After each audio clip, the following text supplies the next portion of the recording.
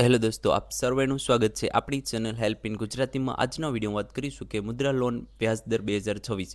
જો તમે 2026માં મુદ્રા લોન લેવા માંગતા હોય તો વિડીયો તમારા માટે છે. તમારે જાણવું જરૂરી છે કે કઈ બેંકમાં કેટલું વ્યાજદર લાગી શકે છે. તો આ વિડીયોમાં જાણશું કે મુદ્રા લોન 2026માં કઈ બેંકમાં કેટલું વ્યાજ તમને લાગશે. એ પહેલાં જાણી લઈએ કે મુદ્રા લોનનો જે વ્યાજદર છે એ અંદાજે કેટલો હોઈ શકે છે. તો સામાન્ય રીતે મુદ્રા લોનનું જે વ્યાજદર છે એ આશરે 8%થી 18% પ્રતિ વર્ષ હોઈ શકે છે. ચોક્કસ દર તમારી બેંક લોનની રકમ અને તમારી ક્રેડિટ પ્રોફાઇલ પર આધાર રાખે છે.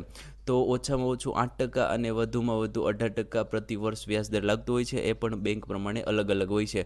પરંતુ જે પણ વ્યાજદર છે એ તમારી બેંક કઈ છે, લોનની રકમ કેટલી છે અને તમારી ક્રેડિટ પ્રોફાઇલ છે, બેંક સાથેનો તમારો વ્યવહાર કેવો છે એની ઉપર આધાર રાખતો હોય છે. હવે જોઈએ કે વ્યાજદર કઈ બાબતો ઉપર આધાર રાખે છે. તો તમારો જે સિબિલ સ્કોર છે એની ઉપર આધાર રાખે છે. ત્યારબાદ છે વ્યવસાયનો પ્રકાર. તો તમે જે વ્યવસાય માટે મુદ્રા લોન લેવા માંગો છો એ વ્યવસાય કયા પ્રકારનો છે, એમાં કેટલું રિસ્ક રહેલું છે, એમાંથી કેટલી આવક થશે એ પ્રમાણે પણ વ્યાજદર નક્કી થતું હોય છે. લોનની રકમ, તો તમે કેટલા રૂપિયાની લોન લ્યો છો. મુદ્રા લોનમાં તમને 50,000 રૂપિયાથી 20 લાખ સુધીની લોન મળતી હોય છે. તો તેમાં કઈ લોન તમે લો છો એમાં અલગ અલગ કેટેગરી પ્રમાણે લોનની રકમ તમને ફાળવવામાં આવે છે. તો એ કઈ કેટેગરી હેઠળ તમે લોન લો છો એ પ્રમાણે પણ વ્યાજદર નક્કી થતું હોય છે. બેંકની આંતરિક નીતિ, તો અલગ અલગ બેંક પ્રમાણે એ લોકોની નીતિ પણ અલગ અલગ હોય છે. તો એ પ્રમાણે પણ વ્યાજદર નક્કી થતું હોય છે. અગાઉની લોનની ચૂકવણીનો રેકોર્ડ, તો અગાઉ તમે જે લોન લીધેલી છે, જે કોઈ પણ લોન લીધેલી હોય એ તમારી હિસ્ટ્રી કેવી રહી છે, બેંક સાથેનો વ્યવહાર તમારો કેવો રહેલો છે એ પ્રમાણે પણ વ્યાજદર નક્કી થતું હોય છે. ત્યારબાદ છે બિઝનેસનો અનુભવ. તો તમે જે પણ બિઝનેસ કરો છો એમાં તમારો કેટલો અનુભવ છે એ પ્રમાણે પણ વ્યાજદર નક્કી થતું હોય છે. તો અહીંયા જે પણ ટોપિક લીધેલા છે એ પ્રમાણે તમારું જે પણ મુદ્રા લોન લીધેલી છે એનો વ્યાજદર નક્કી થતો હોય છે. હવે જોઈએ કે વિવિધ બેંકમાં તમારે કેટલો વ્યાજદર લાગી શકે છે. તો તમે જોઈ શકો છો કે મેં એક કોષ્ટક બનાવેલું છે.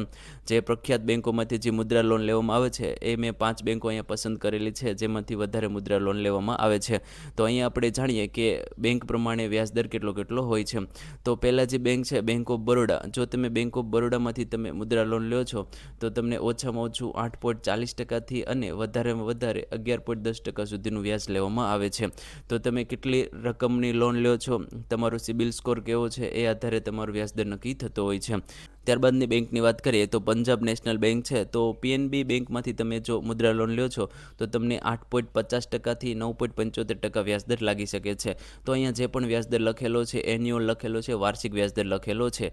ત્યારબાદની બેંકની વાત કરીએ તો કેનેરા બેંક છે. જો તમે કેનેરા બેંકમાંથી મુદ્રા લોન લ્યો છો તો તમને 8.70%થી 14% સુધીનું વ્યાજદર લાગી શકે છે. ત્યારબાદ એચડીએફસી બેંકની વાત કરીએ તો એચડીએફસી બેંકમાંથી તમે મુદ્રા લોન લ્યો છો તો તમને આશરે 10.75%થી શરૂ થતો હોય છે. તો જે પણ એચડીએફસી બેંકમાંથી જે લોકો મુદ્રા લોન લેવા માંગે છે એનો વ્યાજદર 10.75%થી સ્ટાર્ટ થઈ છે. વધારે 18% સુધી જઈ શકે છે, જે તમારે વાત ધ્યાન રાખવી જોઈએ. ત્યારબાદની બેંકની વાત કરીએ તો સ્ટેટ બેંક ઓફ ઇન્ડિયા છે. તો એનો આશરે 12.15%થી શરૂ થતો હોય છે. તો જો તમે સ્ટેટ બેંક ઓફ ઇન્ડિયામાંથી મુદ્રા લોન લેવા માંગતા હોય તો એનો જે વ્યાજદર છે એ 12.15%થી શરૂ થતો હોય છે. તો અહીંયા જે પણ વ્યાજદર લખેલો છે એ સમય પ્રમાણે બદલતો હોય છે. તો જે પણ એ વ્યાજદર લખેલો છે, જ્યારે હું આ વિડીયો બનાવું છું ત્યારે અલગ અલગ બેંકમાં આવી રીતે વ્યાજદર નક્કી થયેલો છે, પરંતુ ભવિષ્યમાં બદલી શકે છે. તો મેં નોંધ લખેલી છે કે વ્યાજદર સમયાંતરે બદલી શકે છે. તો તમે જ્યારે પણ લોન લેવા જાઓ તેમાં તમને વધારો ઘટાડો જોવા મળી શકે છે.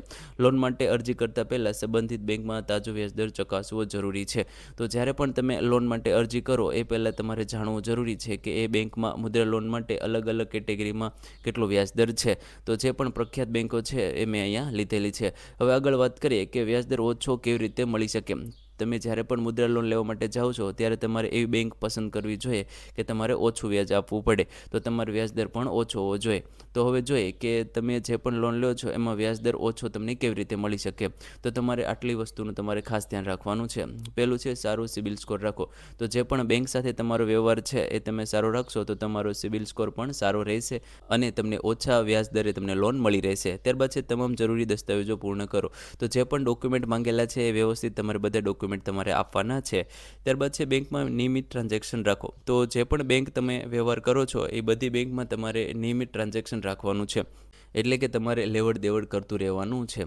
ત્યારબાદ વાત કરીએ તો વ્યવસાયની સ્પષ્ટ યોજના રજૂ કરો. તો જે બિઝનેસ માટે તમે લોન લેવા માંગો છો એનું પૂરેપૂરું માળખું તમારે રજૂ કરવાનું છે. કેવી રીતે બિઝનેસ કરવાનો છે, ક્યાંથી મટીરિયલ લેવાનું છે, તમારો પ્લાન કયો છે વેચવા માટે, સંપૂર્ણ તમારે એક રજૂઆત કરવાની છે.